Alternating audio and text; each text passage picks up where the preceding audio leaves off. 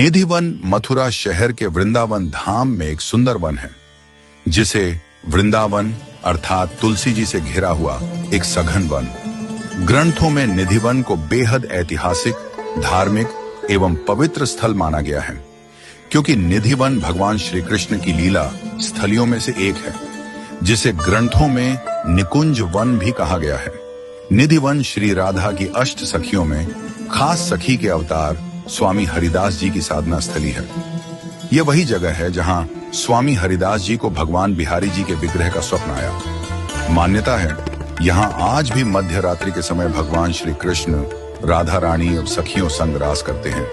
यहाँ तुलसी के विराट वृक्ष हैं, मानो जैसे सखियां खड़ी हों। निधि वन की संध्या आरती ही दिन की अंतिम आरती होती है, क्योंकि संध्या आरती के बाद यहाँ कोई नहीं रहता। इसीलिए निधि वन के पट संध्या आरती के बाद बंद कर दिए जाते हैं, जिसकी वजह से यहाँ रहने वाले सभी पशु पक्षी निधि वन छोड़कर स्वतः ही चले जाते हैं।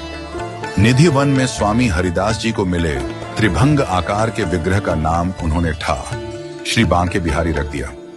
बांके बिहारी जी को हरिदास जी ने सर्वप्रथम निधि वन में प्रतिष्ठित किया था, जिनको आज अनगिनत लोगों के इष्ट देव के रूप में पूजा जाता है।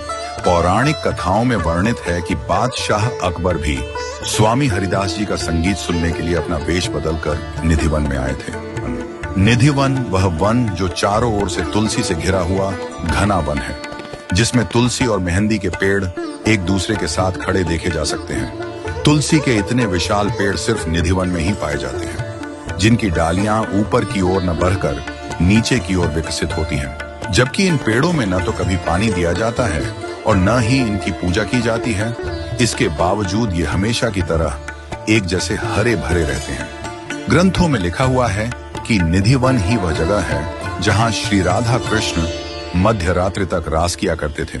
शास्त्रों में कहा गया है कि निधि वन में दिन की अंतिम आरती होने के बाद यहाँ के सभी द्वार बंद कर दिए जाते हैं, क्योंकि ऐसा माना जाता है कि श्री कृष्ण और राधा के स्वरूप था।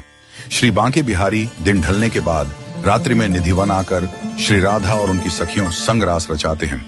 यह रास प्रत्येक रात्रि से प्रारंभ हो मध्य रात्रि तक चलता है। कहते हैं कि इस रास को देखने की अनुमति किसी को नहीं है, क्योंकि जिस भी व्यक्ति द्वारा यह रास देखा जाएगा वह व्यक्ति अपना मानसिक संतुलन खो बैठेगा।